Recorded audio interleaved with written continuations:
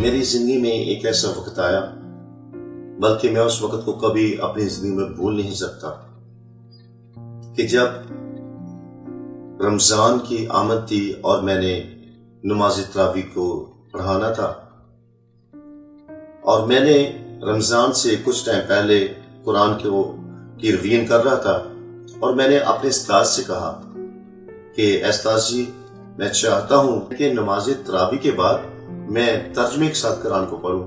اور جب یہ بات ہوئی تو میرے اس استاد نے ایک بات مجھ سے کہی کہ نہیں بیٹا، تم قرآن کو ترجمے کے ساتھ نہ پڑھنا۔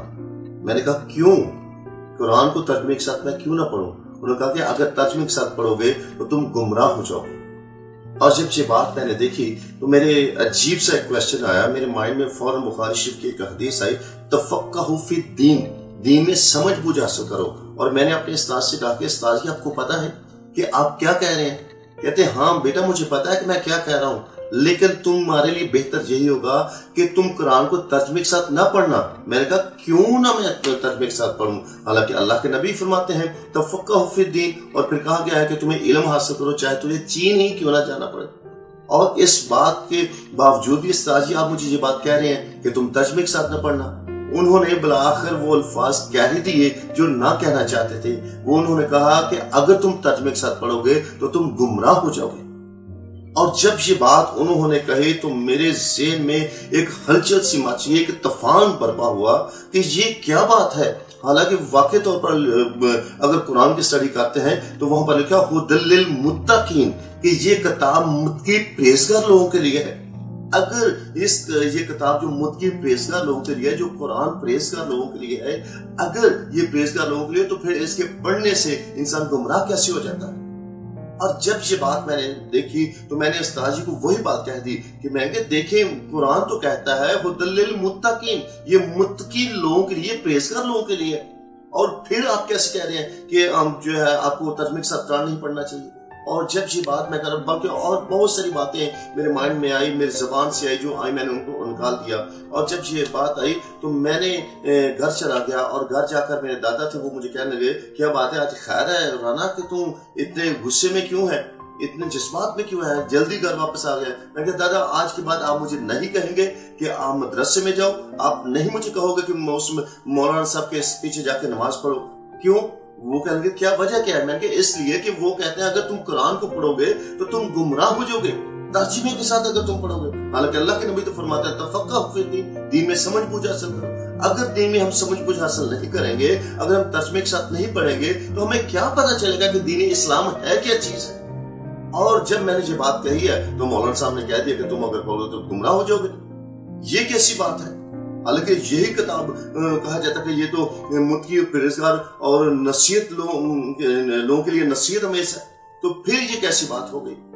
جب یہ بات ہوئی تو میرے دادا نے مجھ سے کہا کہ بیٹا تم پریشان نہ ہو، میں تمہارے لیے ارینج کروں گا۔ وہ تھوڑے سے ہنسے بھی، وہ کہنے لگے کہ یہ مولانا جو ہے نا، یہ شاید تمہارے کویسچن کا آنسر نہ دے سکیں۔ میں نے کہا کیوں؟ اگر یہ میرے کویسچن کا آنسر نہیں دے سکتے ہیں تو پھر یہ ہم بیٹھے کیوں ہیں؟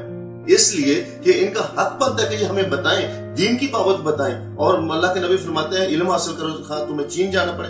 اس وقت دیکھا جائے عرب اور چائنا کا جو سفر ہے وہ بہت دشوار قسم کا تھا، تو اس وقت بھی اللہ کے نبی نے کہا کہ آپ وہاں پر جا کر، چاہے چین جا کر تجھے علم حاصل کرنا پڑے تو تم کرو۔ اور یہاں پر اب ہم اپنے گھر میں ہیں، اپنے لوگوں میں ہیں، تو یہ لوگ ہمیں علم نہیں سکھلانا چاہتے، یہ ہمیں قرآن سے واقفیت نہیں کروانا چاہتے۔ اس کا کیا مطلب ہوا؟ اور جب یہ بات ہوئی تو میرے دادا نے کہا کہ آپ پریشان نہ ہو، کہ میں آپ کو ارینج کر دوں گا۔ اور میرے دادا نے ایسا کیا کہ ایک میرے لیے استاد کو رکھا تاکہ وہ مجھے ٹیچ کرے۔ اور جب فرسٹ ڈے وہ آئے تو انہوں نے میرے ساتھ سورہ فاتحہ کو شیئر کیا، اور جب جانے لگے تو میں نے ان سے کہا کہ استاد جی ایک بات مجھ سے بتاتے جائیں۔ کہنے لگے کیا؟ میں نے کہا کہ یہ ہمارا گھر ہے، اس کے باہر جو ہے میرے دادا کا نام لکھا ہوا ہے، اور سارے آنے جانے والے لوگ جانتے ہیں کہ یہ چودھری صاحب کا گھر ہے۔ اور جب اس بات کو پتہ چلتا ہے یہ فلاں چودھری کا گھر ہے تو آلریڈی پتہ چلتا ہے، لیکن اگر باہر چودھری کا نام لکھا ہو اور اندر کوئی اور لوگ رہتے ہوں تو کیا ایسا ہو سکتا ہے لوگ سچ مانیں گے؟ کہ نہیں، ہرگز ایسا نہیں ہے۔ تو میں نے کہا پھر مجھے یہ تو بتائیں القرآن لفظ کے میننگز کیا ہیں؟ تو وہ جب یہ بات ہوئی تو تھوڑی دیر خاموش ہوئے، سر نیچے کیا، تو بعد میں کہتے ہیں کہ یہ اس کا مطلب ہے ہدایت والی کتاب۔ میں نے کہا نہیں استاد جی، آپ کو پتا ہے کہ میں بھی ایک قرآن کا حافظ ہوں اور میں ایک علماء کے گھرانے سے تعلق رکھتا ہوں، اور میں اتنا بھی نہیں ہوں کہ جو مجھے اس چیز کا پتہ نہ ہو۔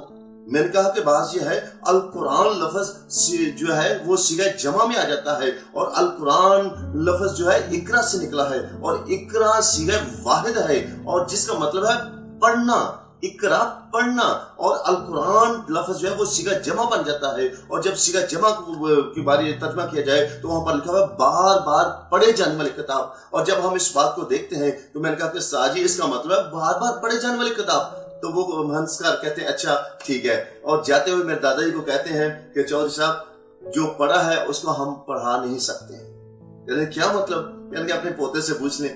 جب وہ چلے گئے تو دادا جی میرے پاس ہے، وہ مجھے کہتے ہیں رانا کیا بات ہے، اس کو بگا دیا۔ میں دادا جی میں نے تو کچھ نہیں کہا، میں تو صرف ان سے پوچھا تھا کہ القرآن لفظ کا مطلب کیا ہے، اور انہوں نے مجھے اس چیز کا نہیں بتایا کہ میں کیا کروں، اور میں نے ان کو بتایا کہ القرآن لفظ کا مطلب بار بار پڑھنا۔ تو وہ پھر ہنسنا شروع ہو گئے، وہ کہتے ہیں کہ لگتا ہے یہ تمام علماء جو ہے نا یہ تمہارے سوالوں کا جواب نہیں دے پائیں گے۔ تو میں نے کہا دادا پھر یہ بات یاد رکھیں کہ مجھے اس قرآن کو جاننا ہے، مجھے دین اسلام کو جاننا ہے، اور جب تک میں نہیں جانوں گا مجھے سکون نہیں آئے گا۔ اور یہی بات ہوئی کہ جب ایسی بات ہوئی تو میں نے نماز تراویح پڑھانے کی بجائے میں نے اعتکاف بیٹھنا منظور کیا، اس لیے کہ میں قرآن کو ترجمے کے ساتھ پڑھوں گا اور مجھے پتہ چلے گا کہ قرآن میں ایسی کون سی بات ہے جو انسان کو گمراہ کر دیتی ہے۔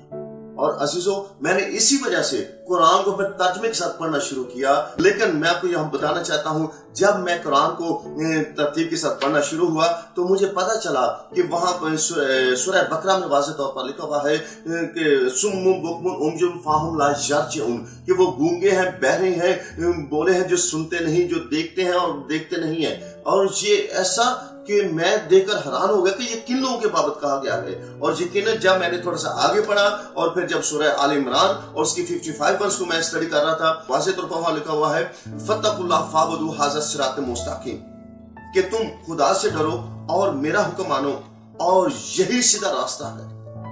یہ کون فرما رہے ہیں؟ حضرت عیسیٰ المسیح فرماتے ہیں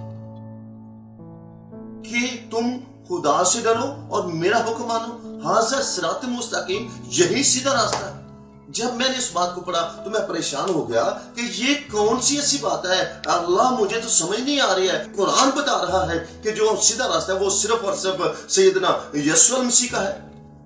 اور یہی بات ہوئی کہ جب میں نے تھوڑا سا آگے پڑھا تو اس 55 ورس میں لکھا ہوا ہے نتبعک فوق الذین کفروا الی یوم القیامہ، ایسا مسیح تیرے ماننے والوں کو غلبہ عطا کروں گا کافروں پر تا قیامت۔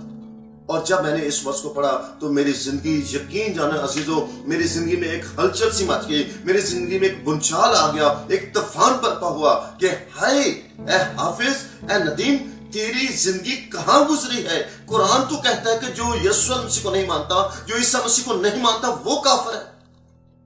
تو میری زندگی میں اس قدر بے چینی آ گئی کہ میں آپ کو بتا نہیں سکتا ہوں، میرے پاس ویسے الفاظ نہیں ہے کہ میں کن الفاظوں کے ساتھ عزیزو آپ کو بتاؤں کہ جب میں نے اس قرآن کی 30 سپارہ سورۃ آل عمران اس کی 55 ورس کو پڑھا تو میری زندگی میں عجیب سی بے چینی آ گئی کہ ہائے ندیم، تیری زندگی کہاں گزری؟ تو نے اپنی زندگی کو کیوں ضائع کر دیا کہ تو نے ایسی زندگی بسر کر دی جو کہ ایک ایسی پرسنالٹی کی کہ منکر ہو کر تم رہا، جس کی تم مخالفت کرتا رہا، جس کے ماننے والوں کو تم مارتا رہا، جس کے ماننے والوں کو تو اس سے چھینتا رہا۔ اور جب میں نے اس بات کو دیکھا تو میری زندگی میں ایک عجیب ہلچل آئی، میں پریشان رہنا شروع ہو گیا کہ ہائے اب میں کیسے زندگی بسر کروں گا، میرے سے جو گناہ ہوئے وہ کیسے معافی ہوں گی۔ اور پھر بار بار یہ آیت میری زندگی میں آ رہی تھی نتبعک فوق الذین کفروا الی یوم القیامہ، نتبعک فوق الذین کفروا الی یوم القیامہ، ایسا مسیح تیرے ماننے والوں کو غلبہ عطا کروں گا کافروں پر تا قیامت۔